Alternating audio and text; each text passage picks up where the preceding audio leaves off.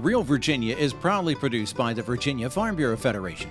Since 1926, Farm Bureau has been working to preserve Virginia farms and our rural heritage. Visit our website at vafb.com. Hello everyone and welcome to Real Virginia, a show about Virginia agriculture and the people who produce the wonderful local products we enjoy. Brought to you by the Virginia Farm Bureau. It's official, agriculture is still Virginia's #1 industry. Grits are a southern favorite and we have a classic savory twist on serving them. And Virginia farmers continue to take steps to protect our waterways. Home will always be Virginia, between the Blue Ridge and Chesapeake Bay, Atlantic to Appalachia, home in my heart always. Welcome back to Real Virginia, everyone. We're coming to you this week from Montague Farms in Essex County. This major grain operation is one of tens of thousands of farms boosting Virginia's economy. Despite some difficulty due to the pandemic in the recent years, agriculture still remains Virginia's #1 private industry, with forestry following close behind at #3. Burke Moeller has more from the governor's address to Virginia Farm Bureau members. Virginia Governor Glenn Youngkin spoke to the 96th annual gathering of the Virginia Farm Bureau Federation in November, praising the work the agriculture sector has accomplished in recent years. Everyone in this room plays a vital role in ensuring that our agriculture and forestry industry remains strong and delivers the economic growth and development that we depend upon. Youngkin shared some details from a recent study by the University of Virginia's Weldon Cooper Center for Public Service. The study found that the total annual economic impact of agriculture and forestry has grown from $91 billion in 2016 to $105 billion in 2022. Jobs have also increased, with nearly 12,000 more people entering the agriculture and forestry workforce, for a total of 490,000 jobs.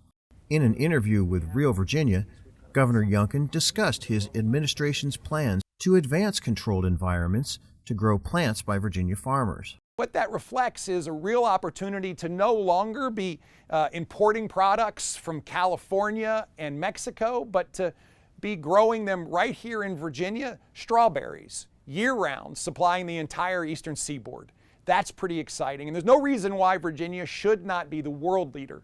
And that is going to reflect Virginia's innovation, Virginia's capabilities, and be a big part of Virginia's future. Youngkin also announced plans for expanding the Port of Virginia to build the deepest commercial port on the East Coast. He plans to ask the General Assembly for more funding for the governor's Agriculture and Forestry Industries Development Fund, or AFID, which allows the state to partner with local governments to expand agriculture and forestry-related businesses. And Youngkin also supports conservation efforts aimed at protecting the Chesapeake Bay watershed.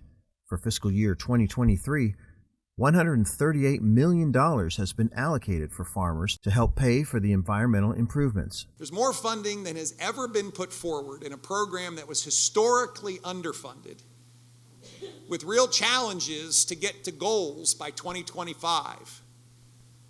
And I've committed to increase funding in this budget. And I ask all of you, please come use it. This is a great opportunity for us to move forward against goals that have been set. Youngkin's agriculture agenda will be put to the test this winter when the Virginia General Assembly convenes at the state capitol and budget talks begin. In Richmond, Virginia, I'm Burke Moeller reporting.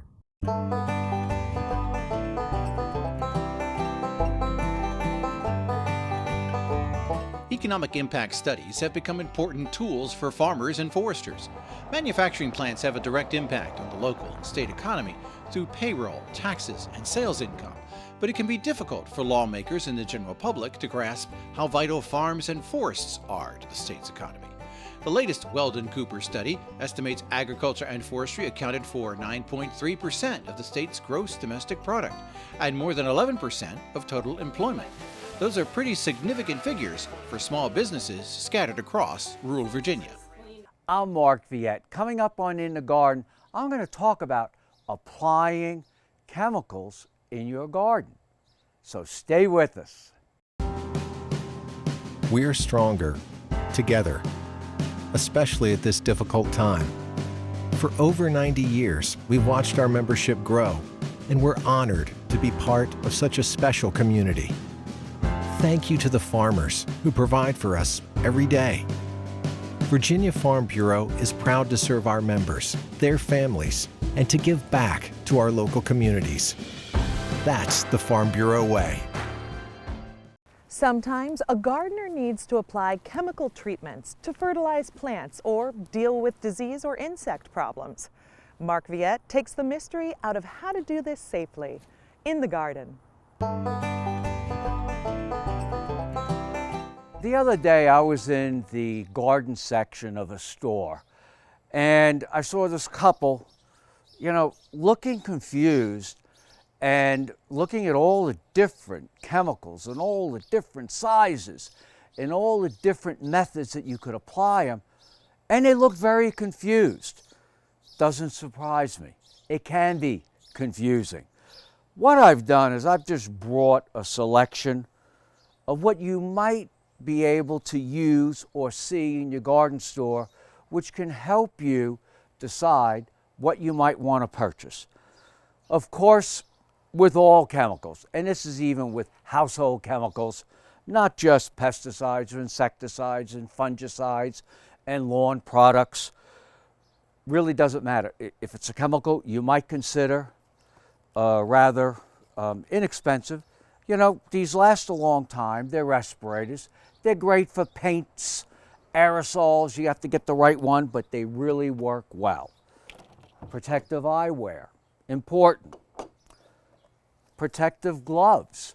So if you're going to be mixing your own chemical, or, the other day I had an aerosol. It was an aerosol for fleas for pets. And when I went to hit the spray leaked back and got all over my hands. It was a faulty aerosol. So gloves work well. And there's one other thing you might consider that we sometimes do. We have something that says weed killer. So I'm going to label this so I know that I have a weed killer. Because if you have a weed killer sprayer and you go to spray your vegetables and you might have a crop like tomatoes, you might injure the tomatoes. So I'm going to label this vegetables. And then if I have another one, flowers and shrubs, that's different than vegetables.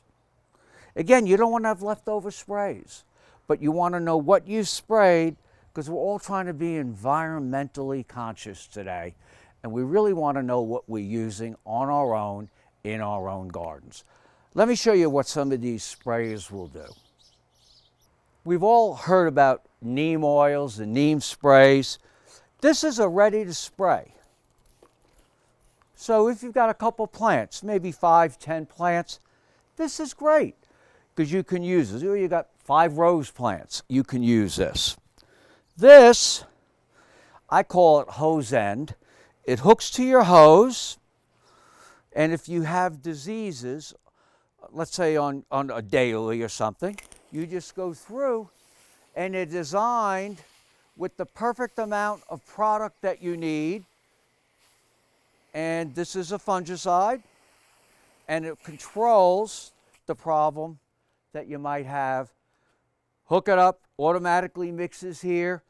You don't have to mix anything. You just have to be able to reach it with a garden hose. And there are some other things that you can use in the garden. One of them is, let's make believe we have some tomatoes. This also could be used for shrubs. And if you look at the ground, this is what is called a flower nozzle. So it applies a circular amount of product. One thing I didn't mention, we'll follow up in another tip, is you have to read the label. Most important thing, read the label so you know what you're doing.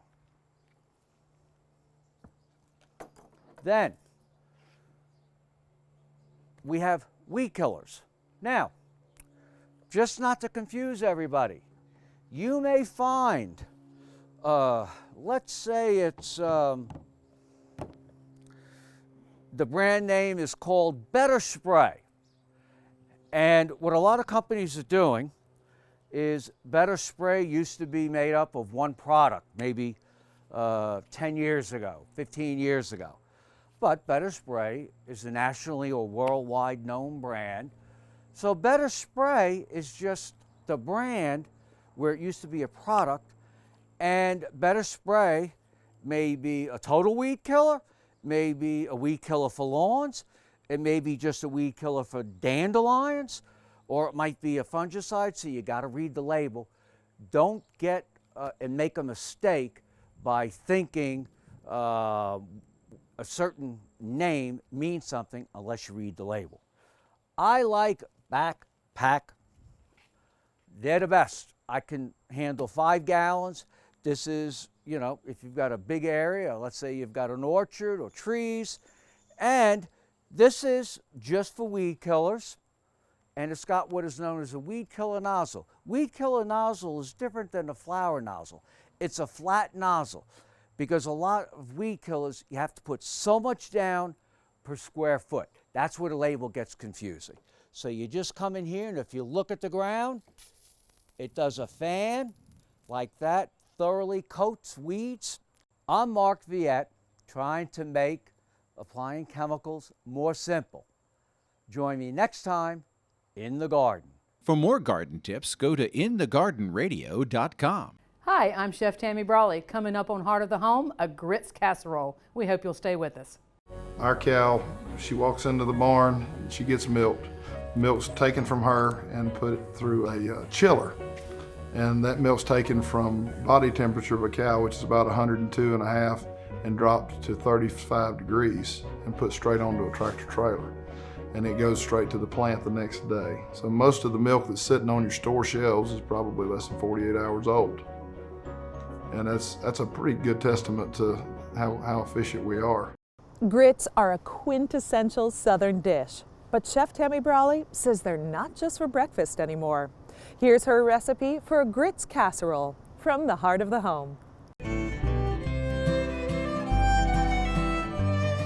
Hi, I'm Tammy Brawley from The Green Kitchen. I'm excited today to show you guys a recipe for a grits casserole. It's kind of a different take on a breakfast casserole, being that it involves grits. This recipe came to me from a fabulous cookbook called Glorious Grits, and we're going to start with boiling a little bit of milk. We're going to have that on our burner here, and we're going to add a little bit of salt to that. It'll take a couple of minutes to come to a boil, and then we'll be whisking in our grits and our butter. All right, so our milk and our salt has started coming to a boil. We're going to whisk in our grits and our butter.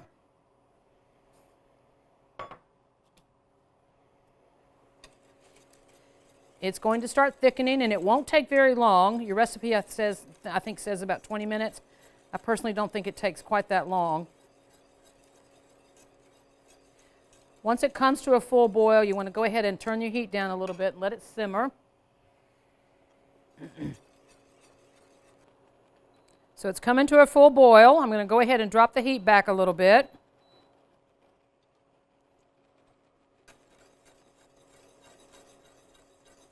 I like to kind of do a continuous whisk just so it doesn't stick to the bottom. And you can also tell how thick it's getting by doing that continuous whisk. Stop for a moment, let it come back. I believe the recipe calls for white grits. I happen to have yellow grits here. I don't think either one of them make a difference, to be quite honest. I will say that I'm kind of partial to the yellow ones just because that's how I was raised. But I think as far as taste goes, it's really up to you. Dropping the heat back just a little bit more because it's starting to really thicken and bubble. You really don't want this to get on your skin because it's like hot glue.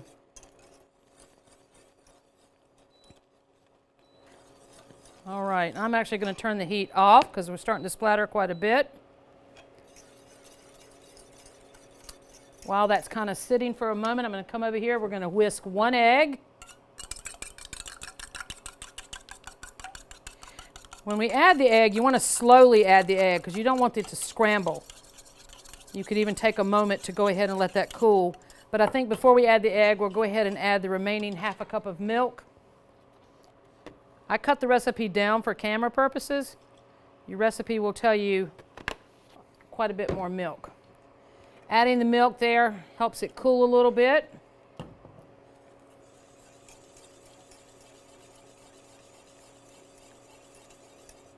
And I'm going to come in with that egg that I beat ever so slightly. Going to add it very gradually, however, because I don't want those eggs to scramble, or that egg to scramble.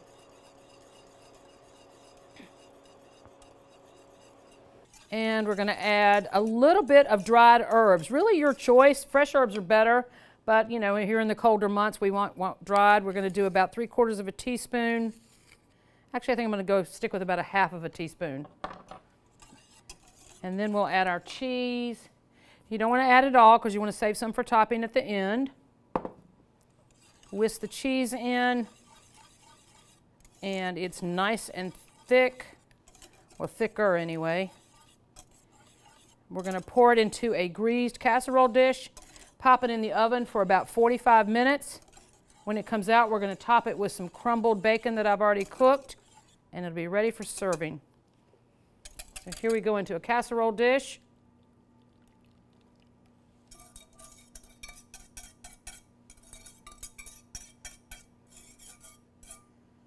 All right, go ahead and top that with a little extra cheese.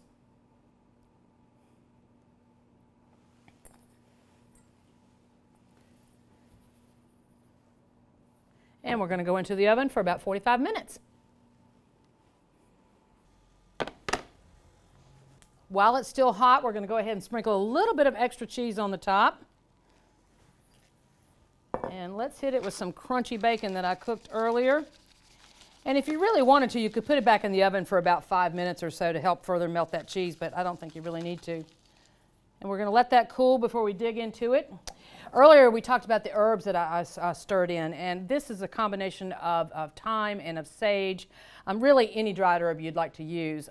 Anytime you do use a dried herb, you want to use half as much as you do the fresh because it is concentrated, and we had stirred those in there at the beginning. And there you have it, a grits casserole. I'm Chef Tammy Brawley from the Green Kitchen. Join us next time on Heart of the Home. Recipes from the Heart of the Home can be found on the Virginia Farm Bureau website at vafb.com/recipes, as well as on Chef Tammy Brawley's website at greenkitchenrichmond.com.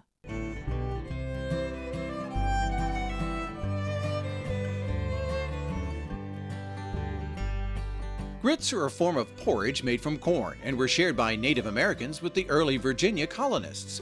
The corn was originally ground in stone mills, and grits became a diet staple in the southern U.S. over the centuries because it was so inexpensive. Ironically, today grits are a key component of many gourmet restaurant entrees, like shrimp and grits. They're still relatively inexpensive since corn is one of the most affordable grains produced by American farmers.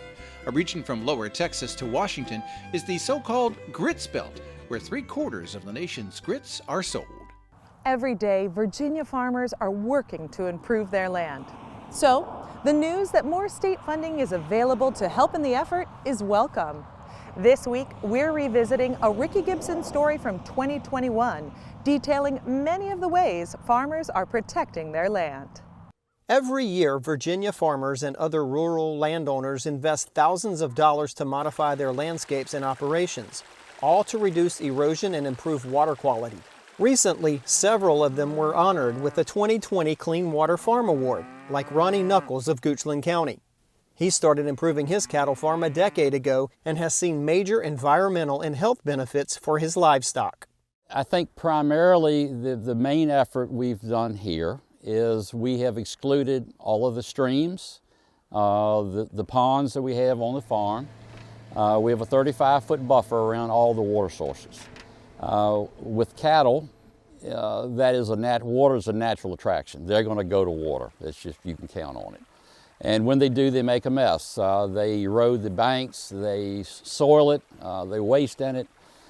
So the main effort was to get the cattle out of the streams. In addition to that, through Monacan, we did a rotational grazing plan, which allows us to keep a better stand of grass on our pastures. It eliminates the cattle from overgrazing. It actually allows us to manage the cattle instead of letting them maintain and roam the farm as they choose. But it gives grasses time to rest, and as grasses rest, the roots grow deeper, you get a hardier stand of grass. Bill Morris and the Chisholm family of Louisa County are also 2020 Clean Water Farm Award winners.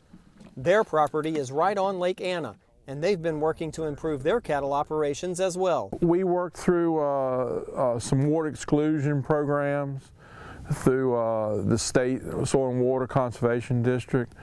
We've put in 2 deep wells, pumping somewhere 40 gallons a minute that are feeding 18 watering troughs. We've got 18 paddocks, a good rotational ability to rotate between paddocks. So we put in about 3 miles of underground pipe, 18 waters, probably 6 to 7 miles of fencing. Main goal, clean up Chesapeake Bay.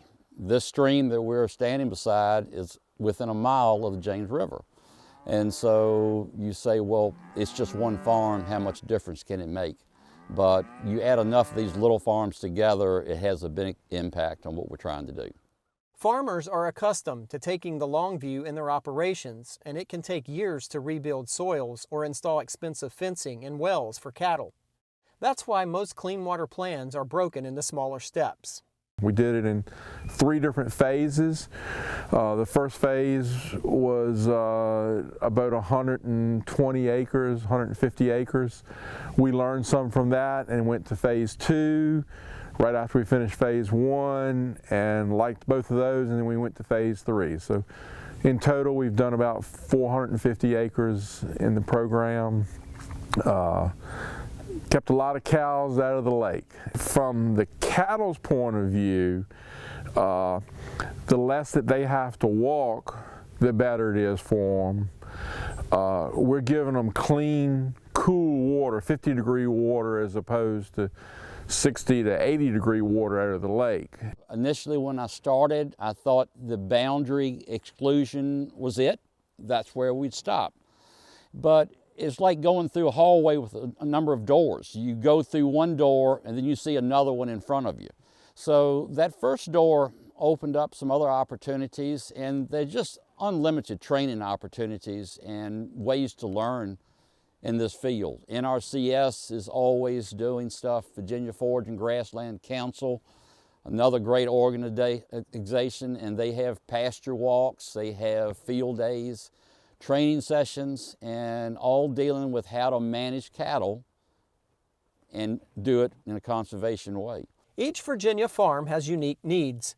That's why professionals like Keith Burgess with the Monacan Soil and Water Conservation District are essential. They know there's no such thing as an off-the-shelf conservation plan. We understand this is a long-term commitment, 10 to 15 years for a lot of these conservation practices. So we want to help you think 10 to 15 years in the future to develop a good product that you're going to be well satisfied with. It's not a quick turnaround project that's going to happen in you come into the office and say, hey, I want to do this. You're not going to get this done in a month or 2. It's going to take time for good planning. This is customized to your farm, it's customized to the terrain, it's customized to the water sources you've got, how you manage your cattle. Are you moving them on a daily basis? Are you moving them on a weekly basis? You know, how many head do you have? We take all of that into consideration. I've been in this job for 30 plus years now, and I will present you with multiple iterations of a project and change those iterations until we come up with a customized plan that meets your goals and objectives and meet the conservation needs of your land.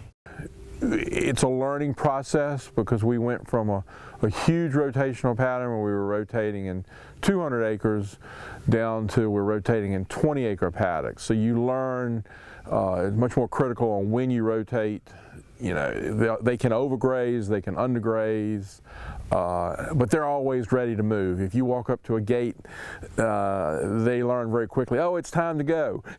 I think we saw maybe a good part of the benefits the first year. Just having the pastures divided, we were able to manage the rotations, control the length of time that the cattle stayed on any particular area. We were able to save some grass for different seasons. It's a year-round event. It's not a sprint, it's a marathon. Improvements like these are happening all over the state. Many of them are linked to federal or state conservation programs. Others are not. Burgess estimates it can cost a cattle farmer an average of $700 an acre to put in improvements like fencing and watering stations. Some of that money comes from state and local cost-share programs, part of the annual budget for local soil and water conservation districts. It's important to show all the contributions Virginia farmers are making toward cleaning up the bay. But these practices aren't just environmental improvements, they're good business. I didn't expect all the side benefits, and these are financial. I mean, my cattle are bringing a better price because they're grazing a better grass. Bill Morris says his family is very involved in conservation programs, and he believes the family patriarch, Lewis Chisholm, would be proud of all they've accomplished and how it's improved their farm operation. The soil and water people know what they're talking about. You may not always agree with everything they tell you, but they've got the science to back up what they're telling you. The science proves that working together, farm by farm, Virginia producers have been doing their part for decades to improve water quality on their land. I'm Ricky Gibson reporting.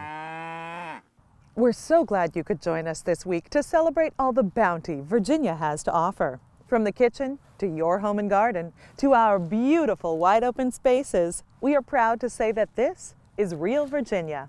For everyone from the Virginia Farm Bureau, thanks for watching. Make it a great week.